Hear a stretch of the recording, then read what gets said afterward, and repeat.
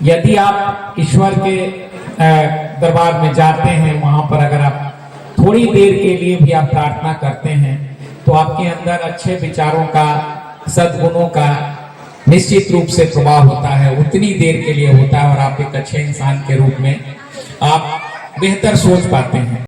आस्था और भक्ति का संगम श्री श्री पंचदेव धाम महोत्सव में क्योंकि सज गया आस्था का महल पंचदेव धाम में आज शोभा यात्रा में हर दिल में बसी बेशुमार विश्वास। सभी गांवों में फैलता महोत्सव का सतरंगी सौंदर्य और रथ की सवारी भक्तों की आस्था का प्रतीक बनी। नमस्कार, आप देख रहे हैं मेरा भारत मीडिया और मैं हूं रमाकांत सिंह। श्री श्री पंचदेव धाम में महोत्सव की भव्यता, शोभा यात्रा और उद्घाटन समारोह आज हुआ और श्री श्री पंचदेव धाम में दूसरे दिन शोभा यात्रा का आयोजन हुआ, जिसमें सतवहिनी मंदिर से हरी झंडी दिखाकर उसे रवाना किया गया और काफी स्कूली बच्चों ने इसमें भाग लिया और सभी ने यहाँ साइकिल की सवारी करते हुए शोभा यात्रा में भाग लिया।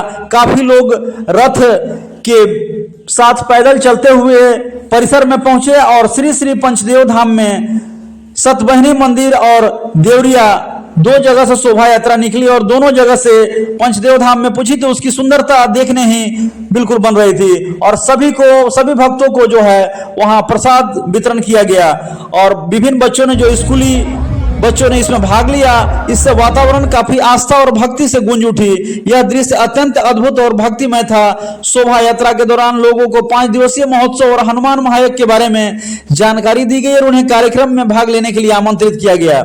शोभा यात्रा के बाद मंच का उद्घाटन सभी अतिथियों द्वारा किया गया, जिसमें महोत्सव की गरिमा और भव्यता को बढ़ाया गया और आयोजन समिति ने श्रद्धालुओं से आगामी कार्यक्रम में भाग लेने की अपील की। इस कार्यक्रम में डीडीसी अभ्यंतर मोहन, एसडीओ संतन कुमार, श्री श्री पंचदेव धाम संस्थापक अशोक कुमार सिंह, श्री श्री पंचदेव धाम सचिव सुबोध कुमार सिंह, जिला पार्षद औरंगाबाद उपाध्यक्ष किरण देवी, व्यापार मंडल अध्यक्ष देव अरविंद कुमार सिंह, 8वां अवतरण महोत्सव के अध्यक्ष सत्येंद्र द्विवेदी के साथ यज्ञाचार्य मथुरा प्रसाद के साथ अन्य लोग इसमें शामिल रहे। आपको बता दें कि इस शोभा यात्रा में जो है काफी खूबसूरती देखने को मिली, जिसमें सतवहिनी मंदिर के अलावा देवरिया से लोगों ने इसमें खूबसूरती बिखेरी और शोभा यात्रा में उद्घाटन सत्र के बाद क्या कुछ आए हुए अतिथियों ने बताया, आइए आपको सुनवाते हैं।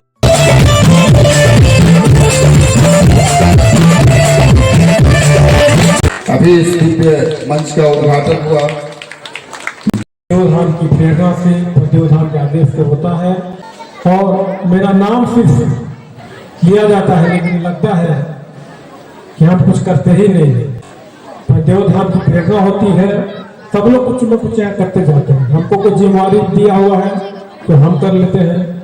सुबोध जी को जिम्मेवारी कुछ मिल गया है, सब प्रेरणा मंदिर से मिलता है, वो करते हैं, दुबे जी करते हैं, कई लोग मिलकर करते हैं। कुछ अधिकारी लोग भी यहाँ पर आए जो कि पंचदेव धाम की प्रेरणा से ही काफी विकास का काम किए। यह देश गौरवमयी इतिहास रचता है, चूंकि इस देश का नाम ही भारत है और भारत का मतलब होता है कि भा प्लस रत, और भा मतलब ज्ञान और रत मतलब लिप्त। तो जो ज्ञान से भरा हुआ लिप्त रहे उस देश का नाम भारत है।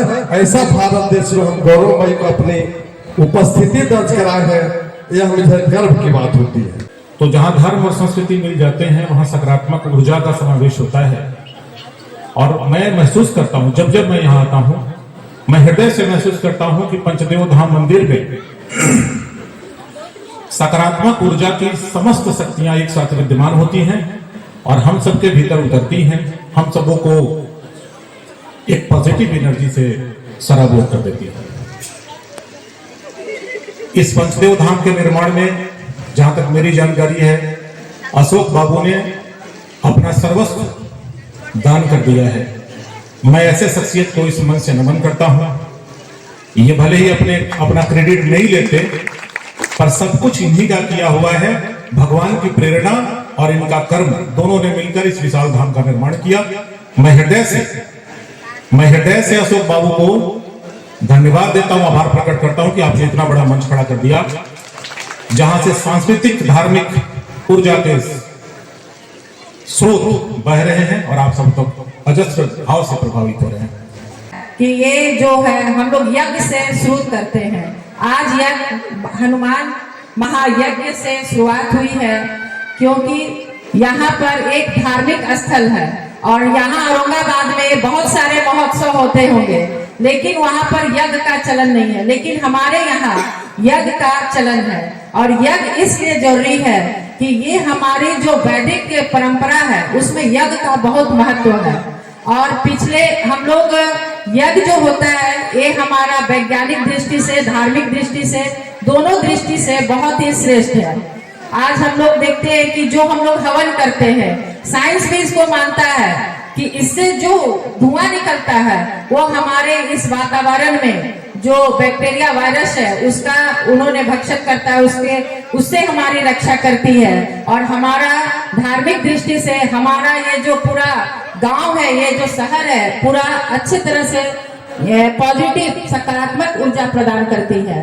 तो हमारा ये पंचदेव धाम धार्मिक, सामाजिक और यहाँ पर सब तरह का एक सांस्कृतिक कार्यक्रम भी होता है, जहाँ पर हमारे इस लोकल ग्रामीण इलाके में छोटे छोटे बच्चे को, जो ग्राम इलाके में जो बच्चे हैं उनको भी यह मंच उन्हें अपनी कला कौशल को निखारने का अवसर प्रदान कर रहा है। तो मैं इस तरह इस पंचदेव धाम की गरिमा का जितना भी बखान करूं बहुत कम ही है। पाँव में सोचो कितना बोझ उठाकर उन राहों से मैं गुजरा। यहाँ जो आया है सो जाएगा, राजा रंग फकीर कोई रहने नहीं आया। लेकिन आपने जो इस धाम के लिए किया, आप निश्चित रूप से हमेशा हम लोग के बीच में याद रहेंगे। आप जहां भी रहें, आपका परिवार कुशल रहे। पंचदेव धाम की कृपा से पूरा परिवार आपका सुख में रहे। हम इन पंक्तियों के साथ डीडीसी साहब को बुलाना चाहते हैं कि हवा का शोर नहीं है, सदाएं मेरी है, लिपट रही है जो तुमसे एक दुआएं मेरी है, किसी भी राह सके आ सको तो आ जाना, इस शहर मेरी है, शायद इशारे तेरी है। कलम आज इनकी जय बोल, जली अस्थियां बारी बारी फैलाई जिसने चिड़गारी, जली अस्थियां बारी बारी फैलाई जिसने चिड़गारी, लिए बिना निज श्रम का मोल, कलम आज इनकी जय बोल।